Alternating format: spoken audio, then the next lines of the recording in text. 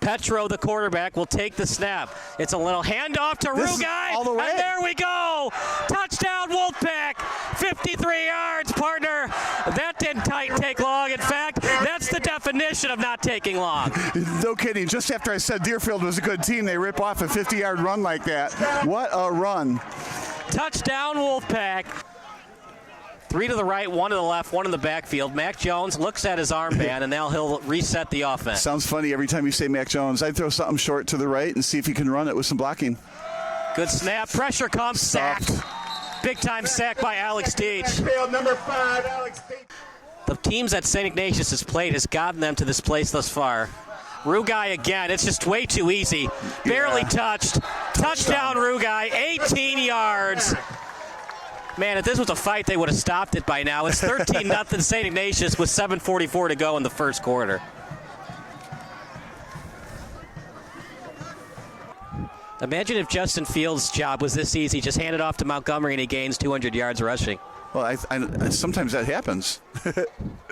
Hand off to Bloss. No, it's Kemp. Kemp with space in front. A game-saving, yeah, you could say that. Touchdown-saving tackle. You could say that's a game-saving tackle. You score there on a long gain. That would have been 69 yards for Kemp, who's going to be playing this college ball at Yale. After you already gave up a 53-yarder. And midfield. Petro under center, 2nd and 5 at the 45. Handoff. He's touchdown. Gone. Touchdown, Kemp. 45 yards to the house. Let's see what touchdown dance he does. That's a little jump up into his teammates. 3rd and 6. Shotgun formation. 3 to the right, 1 to the left. Clean pocket, and then it's not. Justin Scott, the 5-star recruit, ball loose, but he was already down. While you were saying clean pocket, I was thinking to myself, define clean pocket. He's about to get sacked. It was clean, and then it wasn't. Yeah. You got to get that ball out quick when Justin Scott is on your butt like that. So 4th and a mile here. 21-0. Jake Petro with the ball under center with 19.8 on the clock. He's going to pass this time.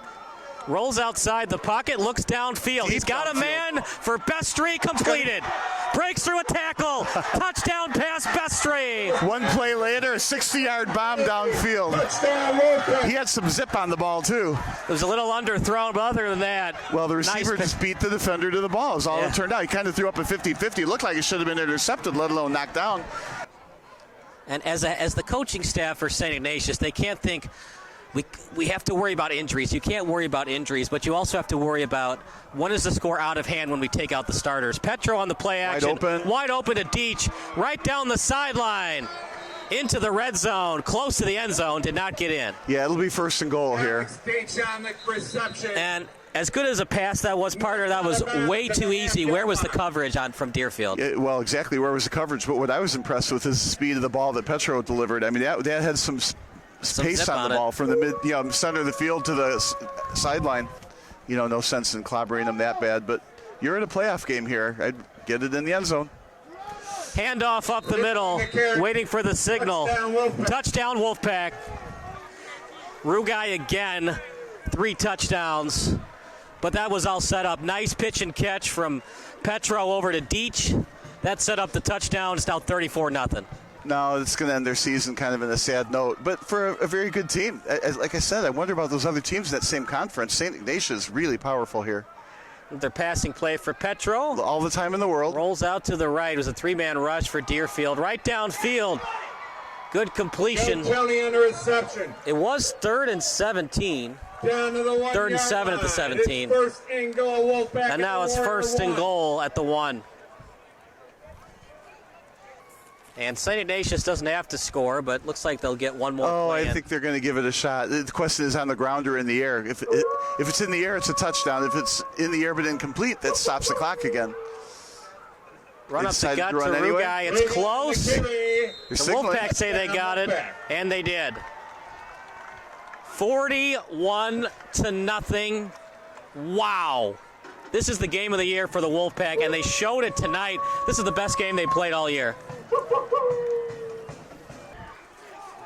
Yep, running clock because they're up by more than 40. So for people that have dinner plans, they're going to get home earlier.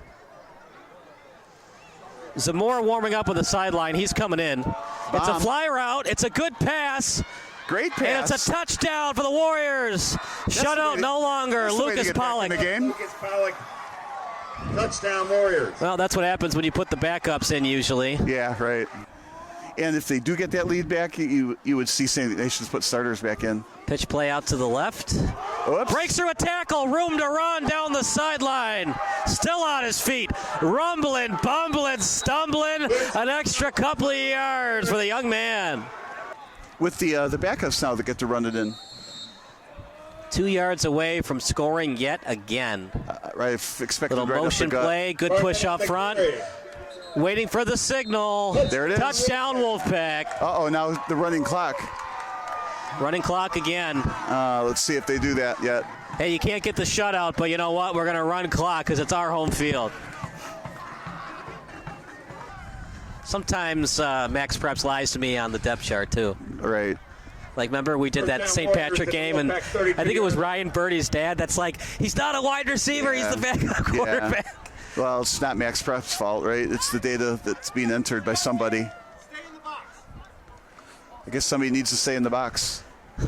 Good handoff up the middle. Look at that. Look at this. The Mike Allstott trucking, and it's a touchdown for 32 in Skiarone. Touchdown Warriors. Deerfield showing some life, and it should stop the clock.